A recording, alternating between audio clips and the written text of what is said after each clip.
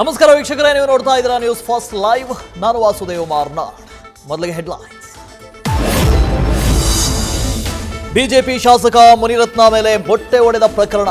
ಶಾಸಕರಿಗೆ ಮೊಟ್ಟೆ ಒಡೆದ ವ್ಯಕ್ತಿ ಅರೆಸ್ಟ್. ಕೆಸಿ ಜನರಲ್ ಆಸ್ಪತ್ರೆಯಲ್ಲಿ ತುರ್ತು ಚಿಕಿತ್ಸೆ ಪಡೆದ ಮುನಿರತ್ನ.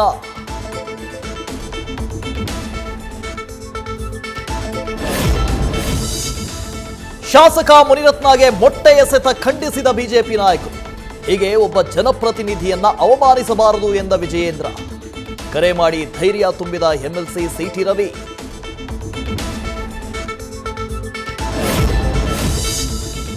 ಹಾವೇರಿಯಲ್ಲಿ ತಡಸಾ ಕ್ರಾಸ್ ಬಳಿ ಭೀಕರ ಅಪಘಾತಕ್ಕೆ 4 ಬಲಿ. 4 ಕಾರುಗಳ ನಡುವೆ ಸರಣಿ ಅಪಘಾತ. ಕಾರಿನಲ್ಲಿದ್ದ ಒಂದೇ ಕುಟುಂಬದ 4 ದುರ್ಮರಣ.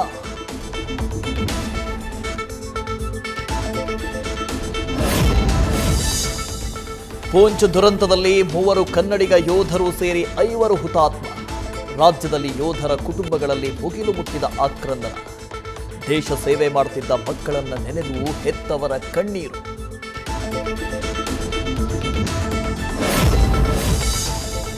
ಕಜಕಿಸ್ತಾನದಲ್ಲಿ ವಿಮಾನ ಪತನ.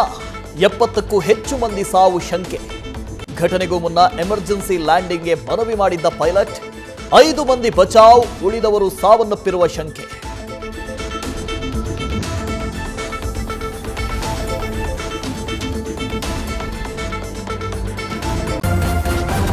ನ್ಯೂಸ್ ಫಸ್ಟ್, ನಿರ್ಭೀತಿಯಿಂದ ನಿಮ್ಮ ಪರವಾಗಿ.